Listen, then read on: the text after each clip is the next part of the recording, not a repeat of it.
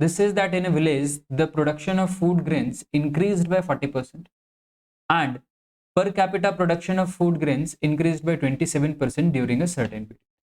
And the percentage of population of the village increased during the same period is nearest to. तो सबसे पहले तो आप ये समझिए कि फूड ग्रेन्स का पर कैपिटा का और पॉपुलेशन का रिलेशन क्या होगा।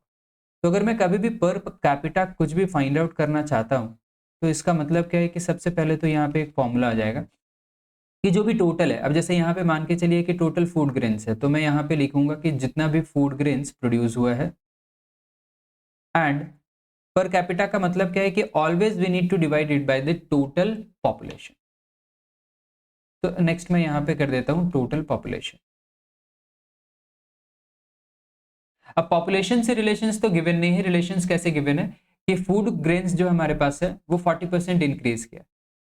तो मान के चलिए कि इनिशियली फूड ग्रेन्स हम ले लेते हैं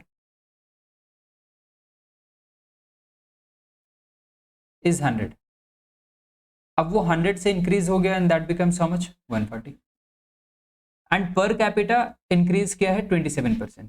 तो पर कैपिटा भी पहले कुछ ना कुछ रहा होगा, तो पर कैपिटा अगेन उसको भी मैं मान लेता हूं 100 रहा था, तो उस केस में ये कितना हो गया 127। सो एट फर्स्ट मैं यहाँ पॉपुलेशन निकालूंगा एंड देन यहाँ पॉपुलेशन निकालूंगा। तो यहाँ की अगर मैं पॉपुलेशन की बात करता हूं तो पॉपुलेशन निकालने का तरीका मेरे पास क्या हो जाएगा कि टोटल फूड ग्रेन्स को पर कैपिटा से डिवाइड करना। तो टोटल फूड ग्रेन्स यहाँ पे मेरे पास है 100, तो मैं 100/100 कर देता हूँ एंड आई विल से कि this becomes 1।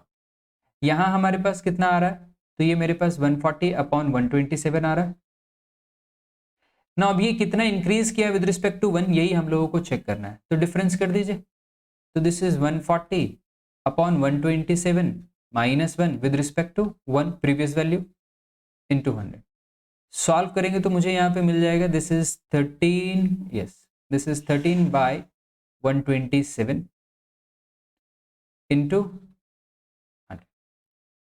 So now we can say कि अप्रोक्सीमेटली अगर मैं देखूं तो 10% के आसपास की ये वैल्यू नियरली मुझे यहाँ पे मिल जा रही। So we can say the correct answer is nothing but option C.